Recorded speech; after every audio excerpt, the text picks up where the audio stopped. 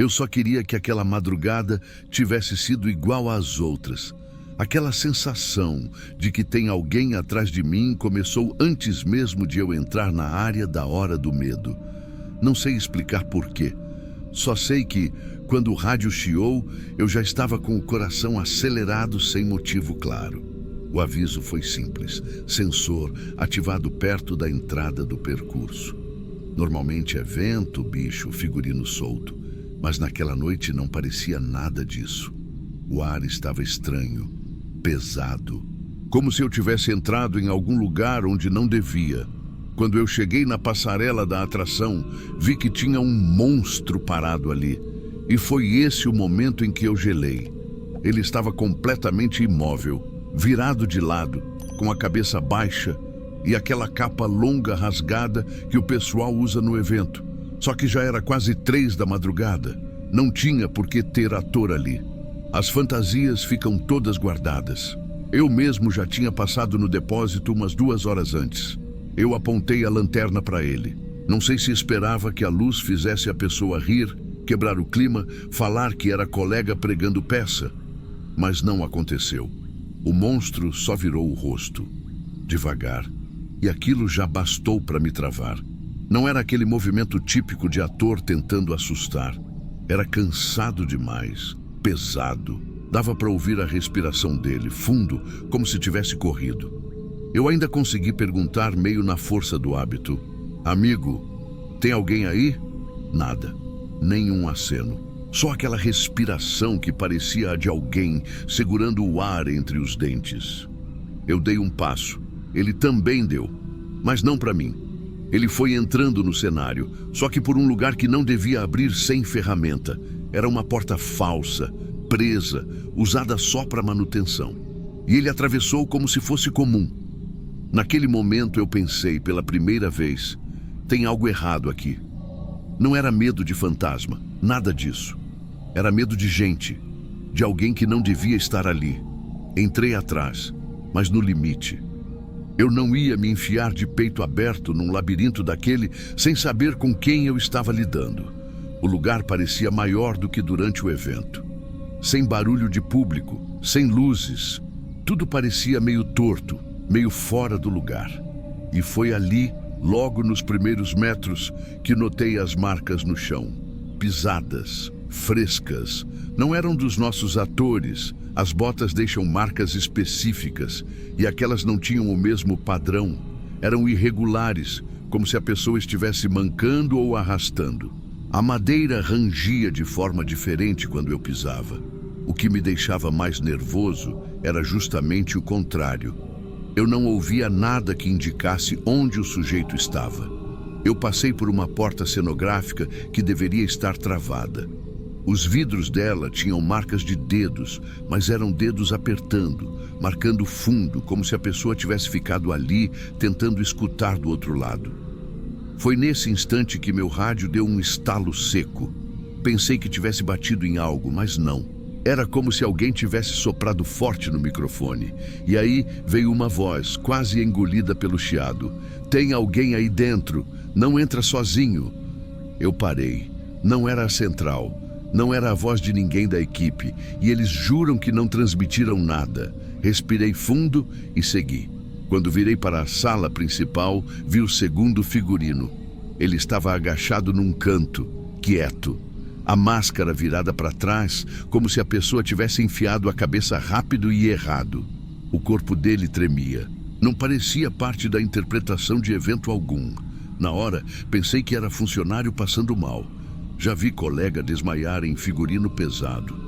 Cheguei devagar, falei: ei, você tá ouvindo? Quando ele levantou o rosto, percebi que dentro da máscara não tinha nada. Era a cabeça de alguém, mas a máscara estava presa de um jeito tão errado que parecia que a pessoa não sabia como usar. Eu fui me aproximando e ele levantou num pulo. Saiu correndo pelo túnel da cenografia. A parte que realmente me travou. Ele correu sem fazer som nenhum. E aí eu entendi que aquele não era o mesmo da passarela. Tinha mais de uma pessoa andando ali dentro. Foi só nesse momento que o medo virou outra coisa. Eu não estava lidando com um invasor curioso, adolescente que pulou cerca, nada disso. Quem estava ali conhecia caminhos. Entrava por áreas que nem ator mexe. Sabia onde as portas travadas cediam. Sabia como desaparecer no escuro do labirinto. E eu estava sozinho com eles. Eu tentei voltar pelo corredor, mas cada passo meu era acompanhado de outro atrás. Uma respiração funda, arrastada. Eu não queria olhar, mas olhei. Lá no fundo, uns 15 metros, tinha uma silhueta parada.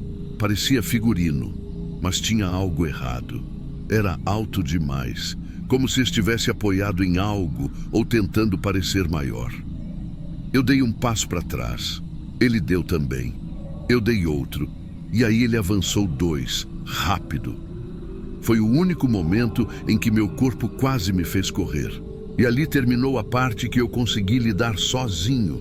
Eu não corri, mas meu corpo queria.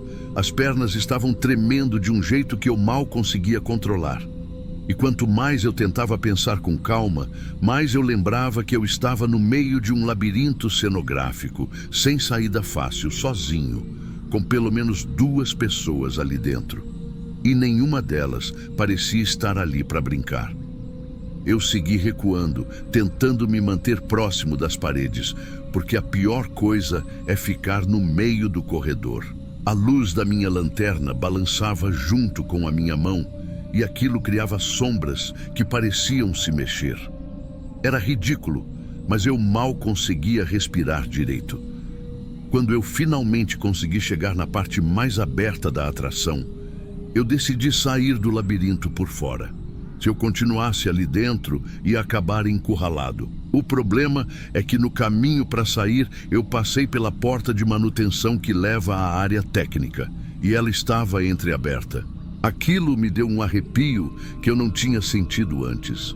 Aquela porta só abre com ferramenta. Eu sei porque já precisei usar. Empurrei com a ponta da lanterna. Lá dentro estava tudo bagunçado. Caixas abertas, tecidos no chão, estantes tortas. Como se alguém tivesse vasculhado tudo correndo, sem se importar com barulho. E o pior, havia uma peça de figurino pendurada numa lâmpada. Era uma máscara rasgada, torcida, quase irreconhecível. Na hora, me veio uma coisa na cabeça que eu não queria admitir. Alguém estava procurando alguma coisa, ou escolhendo alguma coisa. E aí, o rádio fez aquele barulho de novo. Não foi chiado. Foi como se alguém tivesse encostado o dedo no botão e soltado na hora errada. Depois uma voz baixa, rouca de homem.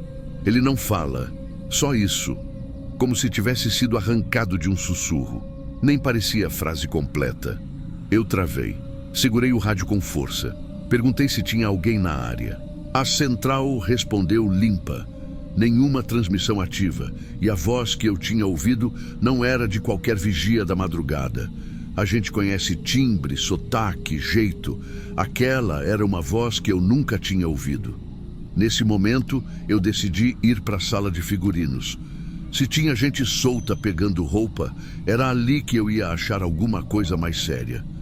Cheguei lá uns minutos depois, tentando manter o máximo de silêncio possível. Quando empurrei a porta, a primeira coisa que senti foi o cheiro de terra, de mato úmido, como se alguém estivesse com roupa suja. E as portas dos armários estavam abertas, algumas arrebentadas, botas jogadas no chão, máscaras raspadas com arranhões, como se alguém tivesse tentado abrir pelo lado errado. Cintos cortados no meio. No centro da sala, tinha um círculo de roupas disposto no chão. Uma camisa, 2 capas, 3 máscaras, botas, luvas, tudo alinhado, como se alguém estivesse separando opções. Ali, eu parei. E vou ser sincero, eu quase voltei para o labirinto, porque pelo menos lá eu sabia onde estavam as saídas falsas. Naquele depósito, eu não sabia quem estava ali dentro comigo. A luz falhou por um segundo, o suficiente para me fazer segurar a respiração. E quando voltou, eu vi movimento perto das prateleiras. Um vulto baixo, rápido, como se alguém tivesse se abaixado às pressas. Eu dei um passo para trás, mas tentei manter a lanterna firme. O foco iluminou o canto. E lá estava mais um, outro monstro. Só que agora o figurino estava vestido certinho, tudo no lugar, a capa alinhada, a luva colocada do jeito certo. O tipo de coisa que só quem conhece a rotina sabe como vestir. Só tinha um detalhe que não batia. Ele estava sem máscara. O rosto era comum demais. Sem marca, sem suor, sem aquela tensão de quem foi pego fazendo algo errado. Só olhando para mim, parado, como se estivesse tentando entender o que eu era. A primeira coisa que pensei foi: esse cara viu algum vídeo, alguma foto, conhece o figurino. Só que não era isso. O jeito que ele estava me encarando era diferente. Era como se ele estivesse esperando eu reagir primeiro, para copiar. Ele levantou um pouco a cabeça, como se quisesse imitar a postura dos atores. Mas fez isso de um jeito calculado. E então falou com a voz meio raspada, como se estivesse testando o som. Agora eu sei qual deles eu quero ser. O jeito que ele disse qual deles fez minha pele arrepiar inteira. Parecia que ele estava falando de personagens, de escolhas, não de roupas. Eu dei 2 passos para trás. Ele deu 1. Depois virou o rosto rápido demais, como se tivesse ouvido algo atrás, e saiu correndo pelo corredor. Mas aí foi o que me deixou mais tenso. Ele correu exatamente para o caminho que não tinha iluminação, como se já tivesse decorado o parque no escuro. Eu fui atrás até onde tive coragem. Ouvi passos por um longo tempo, mas nunca mais vi a silhueta. Quando parei perto da porta de serviço, encostei na parede para respirar. As minhas mãos estavam suadas. Meu rádio pesava tanto que parecia que eu estava segurando um tijolo. E aí, lá de dentro da sala de figurinos, eu ouvi um barulho de tecido sendo arrastado no chão, bem devagar, como se alguém estivesse pegando mais coisas ou escolhendo outro figurino. Ali eu entendi que eu não estava lidando com uma pessoa. Eu estava lidando com mais de uma. Cada uma tentando virar alguma coisa, copiar alguém, imitar, testar, ajustar, e elas não eram funcionários. Nenhuma delas. Eu tentei me convencer de que dava para esperar a ronda externa chegar. Só precisava ficar quieto, perto da porta de serviço, sem fazer barulho, sem entregar posição. Mas o problema é que o parque de madrugada nunca é completamente silencioso. Tem estrutura que estala, figurino que balança, vento que passa por baixo das portas. E naquela noite tudo parecia mais alto, mais perto. Eu fiquei ali encostado por uns segundos, tentando entender se aquele barulho de tecido dentro da sala era alguém mexendo nas roupas ou só minha cabeça inventando coisa. Mas aí veio outro som que tirou qualquer dúvida. Passos. Passos lentos, arrastados, como se a pessoa estivesse pisando com cautela. E não vinham da sala. Vinham do corredor que eu tinha acabado de usar. Eu coloquei a lanterna no chão, apontada para o corredor. Queria ver sombra antes de ver corpo. A sombra apareceu antes da pessoa virar a esquina. Era comprida, distorcida pelas saliências da parede. E aí o monstro apareceu. Só que dessa vez não estava com figurino nenhum. Nada. Roupas normais, escuras, como se tivesse desistido de tentar parecer ator. Ele parou a uns 5 metros de mim. Não falou nada, não respirou alto. Só ficou me olhando como se esperasse alguma reação.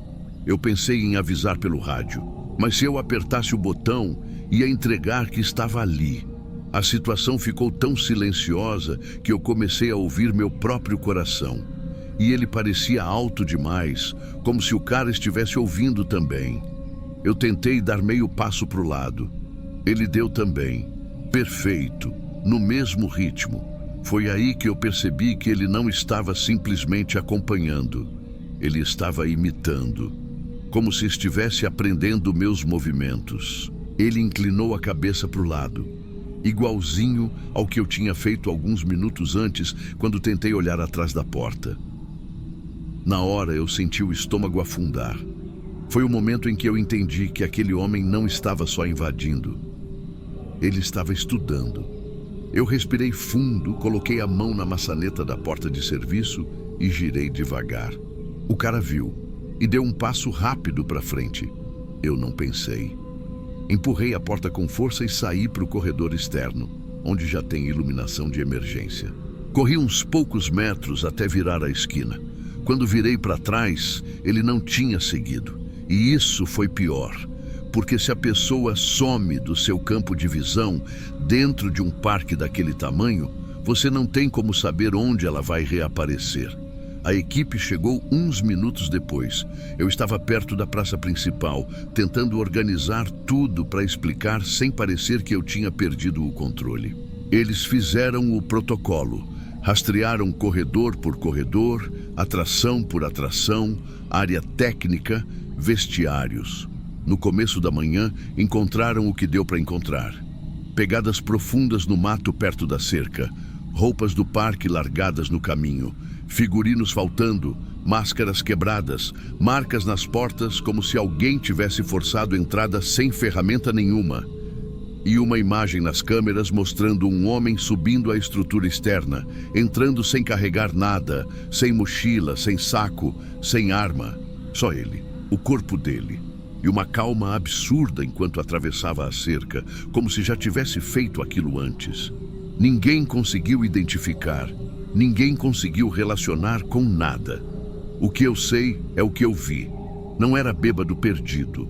Não era adolescente curioso, não era ator fazendo brincadeira, e não era só um. A pior parte é que até hoje, quando eu passo perto daquela atração, o corpo reage antes da cabeça. É como se o ar ali fosse diferente.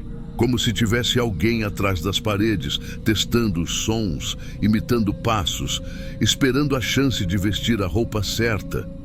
Eu trabalho normalmente, faço minha ronda.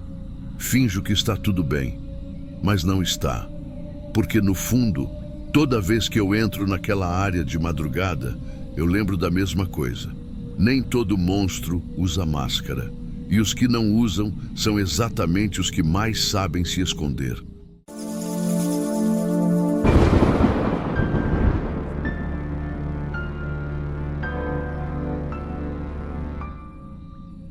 Vou contar isso do jeito que consigo, porque até hoje eu não sei em que momento a minha cabeça saiu do normal. Só lembro da cena que me veio primeiro, do nada, como se tivesse acabado de acontecer. A cadeira da cozinha estava virada para o corredor, exatamente como se alguém tivesse sentado ali, me olhando andar pela casa. Aquilo me travou por alguns segundos. Não tinha por que aquela cadeira estar daquele jeito. Eu sempre deixo tudo arrumado, tudo no lugar, até porque meu apartamento é pequeno e qualquer coisa fora do lugar já pesa no visual. Mas aquela cadeira apontada para dentro, do nada, me deixou com uma sensação ruim, como se alguém tivesse saído dali há poucos segundos. Naquele dia, eu só empurrei a cadeira de volta, tentei ignorar, tentei não dar importância. Só que é difícil ignorar quando esse tipo de coisa começa a se repetir. Dali para frente, foram detalhes bobos, mas constantes. Encontrava o caderno aberto numa página que eu não tinha parado. Uma porta de armário torta, entreaberta, mesmo eu lembrando de ter fechado. Um copo que eu tinha deixado na pia e aparecia no escorredor. Tudo coisa pequena, coisa que dá para culpar o cansaço, a pressa, a falta de atenção. Eu me agarrei nessa desculpa durante um bom tempo. Ficar sozinho faz a gente se convencer de cada coisa, principalmente quando a alternativa seria admitir que tem algo dentro da sua casa que não deveria estar ali. Então, eu fui levando. Passava pano no chão, arrumava tudo, colocava cada objeto no lugar certo e pensava, pronto, agora tá normal. Até que um dia cheguei do trabalho e encontrei o relógio da cozinha no chão do meu quarto. O relógio é grande, pesado e fica preso com um parafuso. Não tinha caído. Ele estava no centro do tapete alinhado, como se tivesse sido colocado ali com cuidado. Eu fiquei parado na porta olhando aquilo sem entrar. Não tinha nenhum motivo para aquele relógio estar ali. Nenhum. Tentei forçar uma explicação, qualquer uma, mas não veio nada. Aquilo foi o primeiro momento em que senti que não estava sozinho. Não era barulho, não era sombra, não era nada visual. Era só a sensação de que alguém tinha mexido na minha casa sem minha permissão. Uma quebra de intimidade que dá enjoo só de lembrar. Depois desse dia, a coisa ganhou força. Eu saí cedo de casa numa segunda-feira, cabeça cheia, trabalho acumulado. Quando voltei, encontrei a caixa de ferramentas inteira em cima da minha cama. A caixa pesa, faz barulho e eu guardo no fundo do armário do corredor. Mexer nela não é rápido, nem silencioso. Eu entrei no quarto e a primeira coisa que pensei foi: alguém entrou. Só que não tinha porta arrombada, não tinha janela mexida, não faltava nada. Só a caixa ali aberta, com algumas peças espalhadas como se alguém tivesse procurado alguma coisa dentro. Nos dias seguintes, a porta de entrada começou a amanhecer destrancada. 3 dias seguidos. Eu jurava que tinha trancado. Eu sempre tranco. Sou paranoico com isso. Mas eu acordava e a tranca estava para cima. Na primeira vez eu pensei que tinha cochilado e esquecido. Na segunda, eu revisei tudo antes de dormir. Na terceira, eu acordei no meio da noite só para confirmar. E estava trancada. Quando amanheceu, estava aberta de novo. Eu comecei a perder sono. Comecei a comer mal. Ficar sozinho virou um peso. O que mais me incomodava era que nada fazia sentido.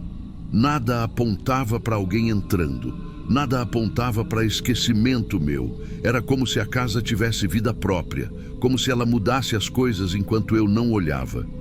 E eu sei como isso soa, mas é assim que parecia. A pior parte começou numa madrugada que eu preferia esquecer. Eu não sei que horas eram, mas lembro de sentir o colchão afundar do meu lado. Foi devagar, como se alguém tivesse sentado com cuidado. Eu fiquei imóvel, sem coragem de virar o rosto. Senti o peso ali, firme, como se a pessoa estivesse apoiando os 2 pés no chão, inclinada para frente. Não era minha imaginação, não era leve. O colchão realmente cedeu. Eu não consegui pensar em nada, só senti minha respiração ficando curta. Depois de alguns segundos, o peso saiu. Não foi brusco, não foi rápido. Foi como se aquela coisa tivesse se levantado com calma, sem pressa. Como se soubesse que eu estava acordado. Eu pulei da cama e acendi a luz. E quando a luz acendeu, eu perdi o ar. Todos os móveis do quarto, todos, estavam arrastados ao redor da cama, formando um círculo perfeito. A cômoda, a cadeira, o criado mudo, tudo alinhado, como se tivesse sido medido. A cama era o centro. Eu não conseguia me mover. Era como se alguém tivesse me preparado para alguma coisa. Eu não ouvi barulho durante a noite, e aquilo não foi feito em segundos. Alguém, ou alguma coisa, tinha feito aquilo enquanto eu dormia. Sem me acordar, sem errar 1 centímetro. Parecia um tipo de marcação, como se tivessem me cercado ali dentro. O pior é que nada pegou fogo, nada quebrou, nada me machucou, nada explodiu de repente. Era um silêncio que parecia inteligente, um cuidado desconfortável, como se a coisa não estivesse tentando me assustar, estivesse me estudando. Eu arrastei cada móvel de volta tremendo, mas não consegui ficar no apartamento naquele dia. Saí sem olhar para trás. Fiquei um tempo no pátio do prédio, sentado, tentando entender o que eu tinha acabado de ver. Voltar para dentro parecia errado. Parecia pedir para a coisa terminar o que tinha começado. Desde aquela madrugada, eu não consigo mais ficar em silêncio total. Eu preciso de qualquer ruído, ventilador, rádio baixo, qualquer coisa, porque o silêncio da minha casa ficou perigoso. Ele parece esperar. Eu me mudei depois de algumas semanas, mas até hoje tenho a sensação de que aquilo que mexia nas minhas coisas não era do apartamento, era de mim. E eu sei que se eu ficar quieto demais, ela encontra de novo um jeito de sentar ao meu lado.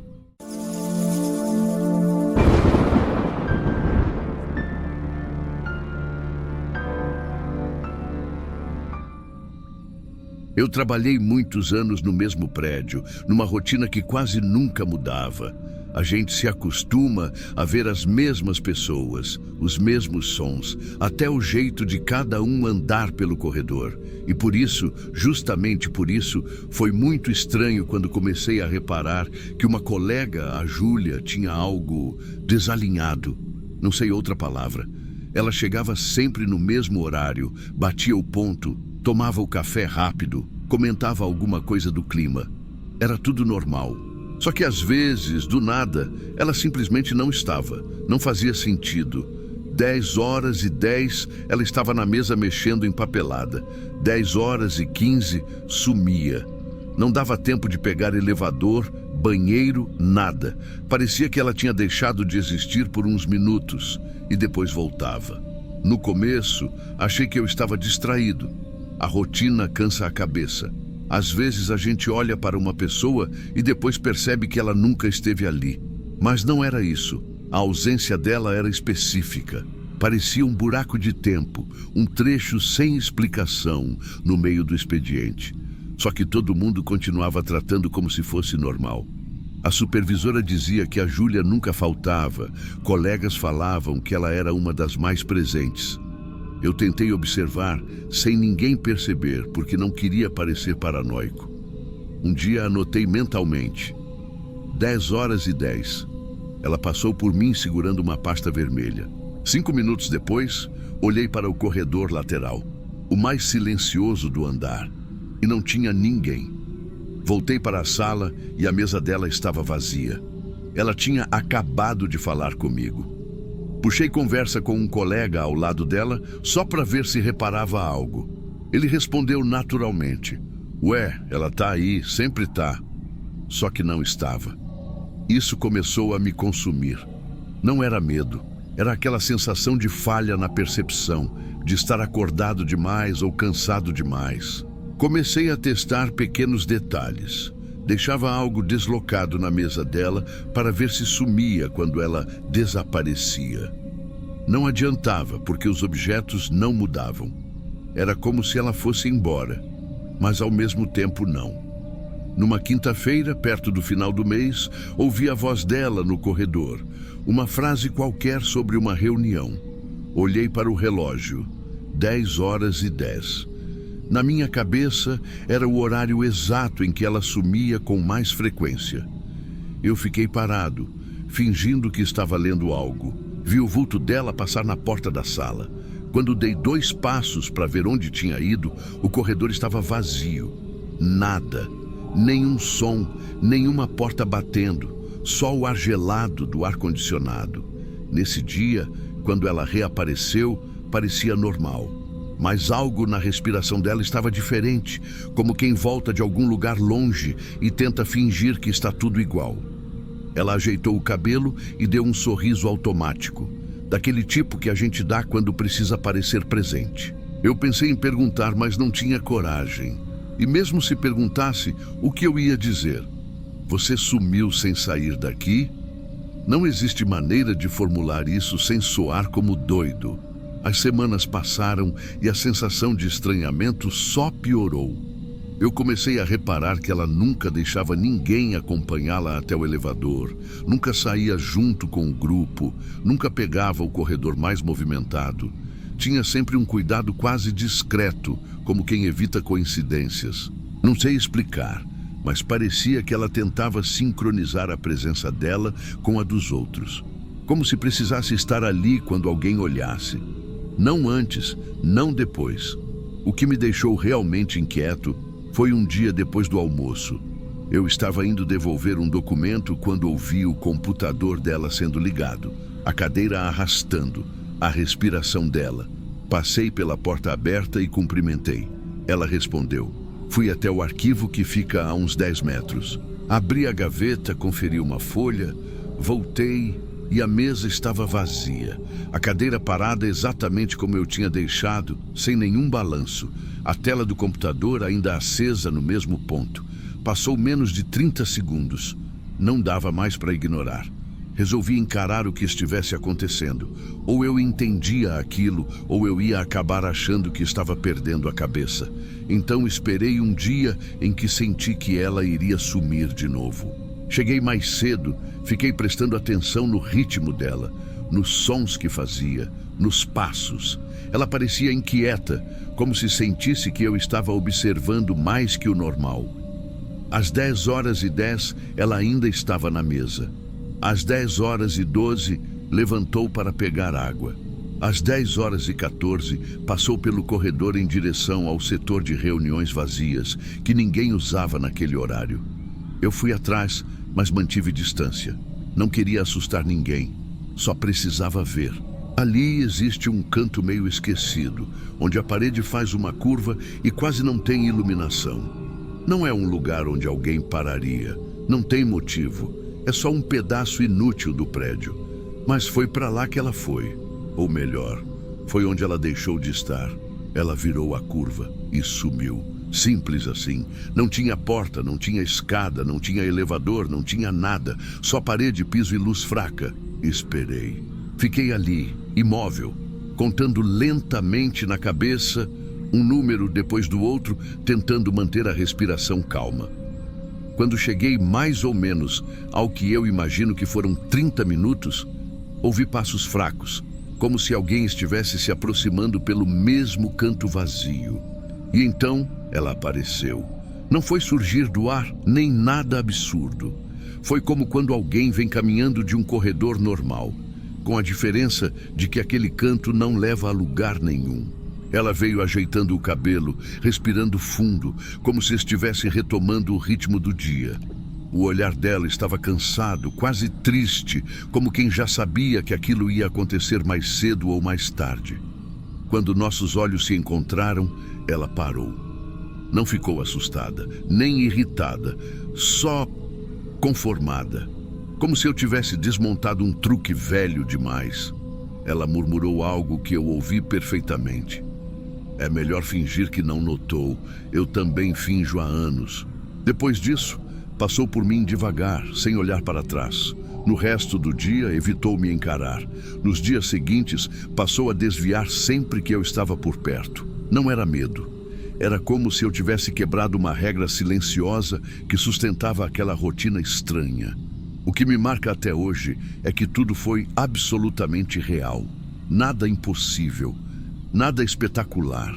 Só uma pessoa que desaparece e volta de um lugar que não existe no mapa do prédio. Um ponto vazio que nunca fez falta. Uma ausência que ninguém enxerga, exceto quem não deveria. Eu nunca falei disso com mais ninguém lá dentro. Ela continua trabalhando lá, seguindo a mesma rotina, sumindo nos mesmos horários. A diferença é que agora, quando ela desaparece, eu tento não perceber, porque parece que é isso que mantém tudo funcionando. O problema é que, mesmo tentando ignorar, às vezes eu me pego olhando para aquele canto vazio do corredor e esperando ela voltar. Como se algo em mim tivesse sido puxado junto, sem eu pedir. Como se, no fundo, eu tivesse entendido que ela não some. Ela só deixa de estar no mesmo tempo que o resto da gente. E o mais difícil de aceitar é que, depois do que vi, eu sei que qualquer pessoa pode aprender a desaparecer assim, se olhar demais para o lugar errado. E eu tenho medo de estar começando.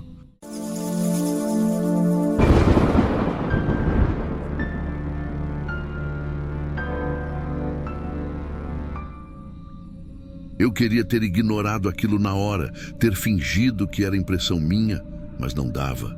A parede do meu quarto estava estufada. Não era mofo, não era infiltração.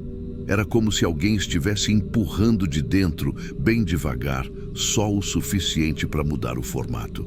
Eu fiquei encarando aquilo por alguns segundos, sem entender se era coisa da minha cabeça ou se realmente estava acontecendo. O quarto era pequeno, em um sobrado antigo no centro histórico. Eu tinha me mudado fazia poucos dias, tentando economizar, aceitando o que cabia no meu bolso. E logo na primeira noite, aquela protuberância apareceu do nada. E só à noite.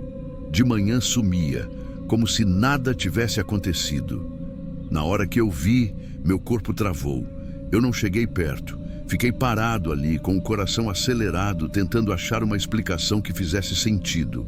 Só consegui dormir quando o sol começou a aparecer, porque a parede voltou para o normal bem devagar, como se estivesse desinchando. No dia seguinte, tudo parecia normal. Só que eu passava pelo quarto e ficava olhando para aquele mesmo pedaço da parede.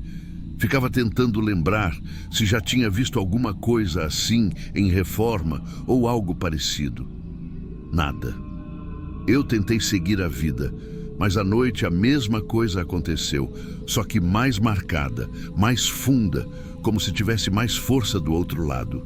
No terceiro dia, eu chamei um pedreiro. Eu só falei que a parede estava estranha, que parecia ter ar por trás, sei lá.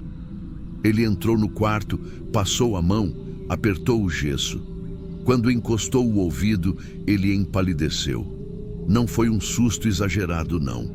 Foi aquele jeito de quem sente algo errado, mas não sabe como dizer. Ele só falou baixinho.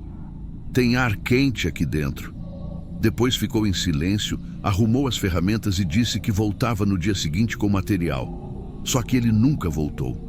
Ignorou minhas mensagens, meus áudios, tudo. Aquela frase ficou martelando na minha cabeça. Ar quente. Mas quente vindo de onde? Aquele sobrado era encostado em outro prédio, não tinha espaço para nada ali atrás. Era parede com parede. E mesmo que tivesse algum vão, não tinha como ter ar circulando daquele jeito. Na madrugada daquele dia, eu entendi que a situação estava piorando. A parede não só estufou, ela começou a pulsar. Não forte, não como batimento cardíaco, mas como respiração. Como se alguém respirasse encostado do outro lado. Eu ouvi, eu senti, eu me aproximei devagar, tremendo inteiro, sem coragem para tocar. Só que eu precisava saber se era mesmo aquilo. E quando eu encostei a palma da mão, eu juro pela minha vida que senti um toque de volta. Um toque fraco, como um dedo batendo no gesso, só uma vez, bem devagar. Eu tirei a mão na hora, tropecei para trás e quase caí sentado. Meu corpo reagiu antes de eu conseguir pensar em alguma coisa. Fiquei parado no canto do quarto, encarando a parede, como se ela fosse abrir a qualquer segundo. Mas não abriu. Aos poucos, ela voltou ao normal. Ficou lisa, fria, sem nenhuma marca. Eu tentei dormir na sala, coisa que foi impossível. A casa inteira parecia silenciosa demais, como se ficasse segurando o ar. A madrugada inteira eu fiquei ouvindo estalos, como se o gesso tivesse respirado demais e estivesse voltando no lugar. Quando amanheceu, eu entrei no quarto e senti aquele cheiro de pó. No chão tinha uma camada fina de gesso fresco, como se tivesse caído naquela hora. E no meio disso tudo tinha um furo perfeito, redondo, do tamanho da ponta de um dedo. Só que o furo vinha de dentro para fora. Eu coloquei o olho perto para tentar ver alguma coisa, mas era escuro demais, parecia fundo demais. Eu não conseguia entrar no quarto durante todo o dia. Eu ficava andando pela casa, tentando pensar em alguma explicação lógica. Talvez fosse um animal preso entre as paredes, sei lá, mas o pedreiro teria percebido isso. O ar quente não fazia sentido, a pulsação muito menos. Aquela batida leve, então, eu não sei o que era, mas não era bicho nenhum. Na noite seguinte eu tentei dormir em outro quarto. Coloquei travesseiro na porta para indicar se alguém empurrasse. Não sei nem porquê. Talvez para me dar a sensação de que eu tinha algum controle. Só que perto de 2 da manhã eu ouvi um barulho no quarto da parede. Um barulho seco, repetido, como se alguém estivesse raspando o gesso com a unha. O som vinha do mesmo ponto onde o furo tinha aparecido. Raspava devagar, parava, raspava de novo, como se estivesse testando a resistência da parede. Eu fiquei na sala, encolhido no sofá, sem coragem para levantar. O som durou alguns minutos e depois parou. A casa ficou muda, nenhuma moto passando, nenhum cachorro latindo lá fora. Parecia que tudo tinha congelado para ouvir aquilo comigo. Eu não conseguia encostar de novo naquele quarto. Passei o resto da noite acordado, esperando algum sinal de que aquilo tivesse acabado. Quando o sol nasceu, eu entrei para ver. E tinha mais pó de gesso. bem mais. O furo tinha ficado maior, como se alguém tivesse alargado com o dedo de dentro para fora. Eu fiz minhas malas na mesma hora. Não pensei em contrato, em multa, em nada. Só queria sair dali. Tranquei o sobrado, entreguei a chave na portaria e inventei qualquer desculpa. O dono nem perguntou muita coisa, só reclamou que eu estava saindo rápido demais. Eu não contei isso para ninguém até hoje porque eu não sei se alguém acreditaria. Às vezes eu penso se não foi coisa da minha cabeça, se não era só estresse. Mas aí eu lembro do pedreiro. Lembro da cara dele quando encostou o ouvido na parede. Lembro do toque de volta, bem leve, como se só quisesse confirmar que eu estava ali. O que quer que estivesse atrás daquela parede, não queria derrubar nada. Só queria achar uma maneira de passar. E eu saí um pouco antes de descobrir se tinha conseguido.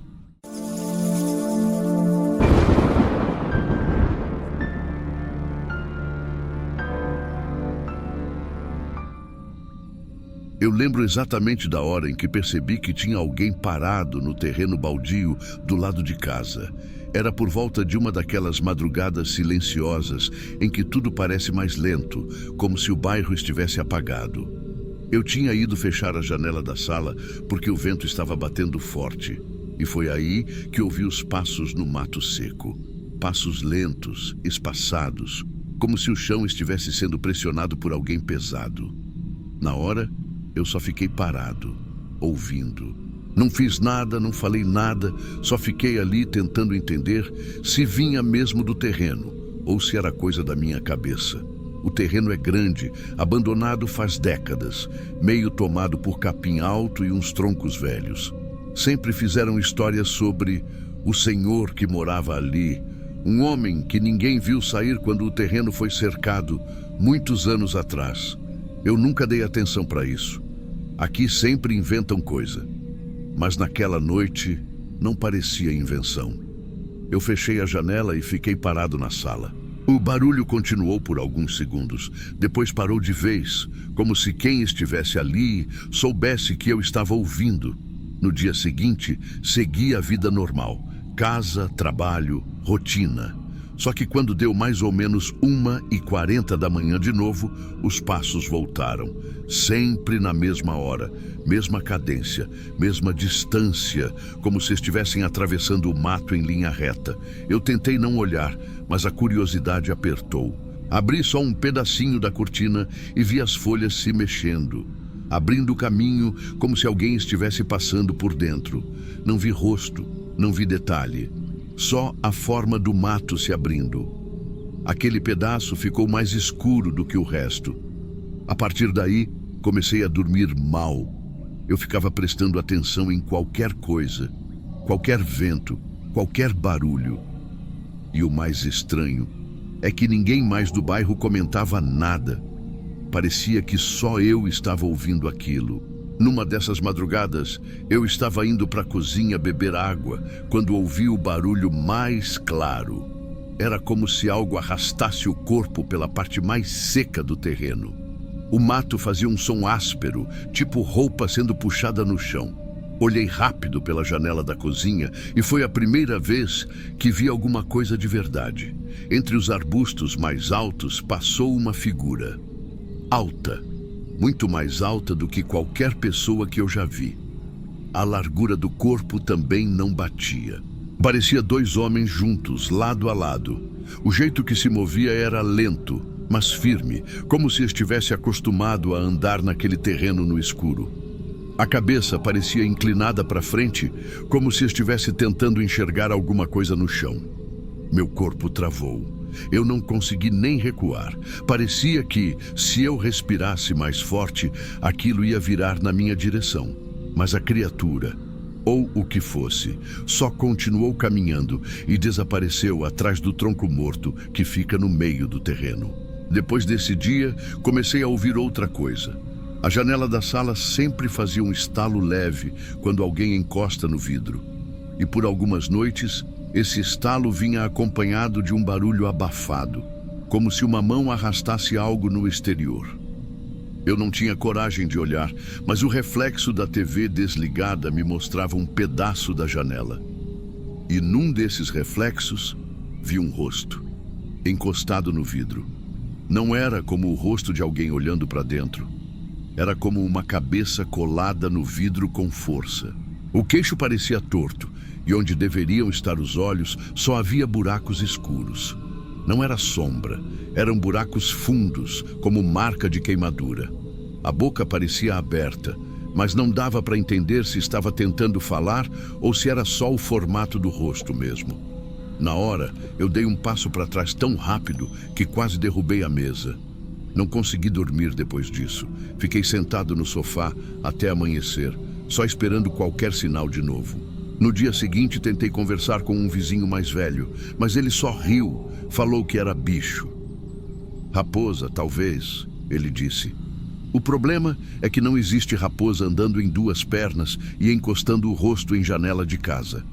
Eu comecei a evitar andar pela casa à noite, deixando luz acesa em tudo. O problema é que a luz parecia ser exatamente o que aquilo esperava. Era quando eu apagava tudo, tentando dormir, que começava o pior. Uma daquelas noites, deitei tentando ignorar. Não adiantou.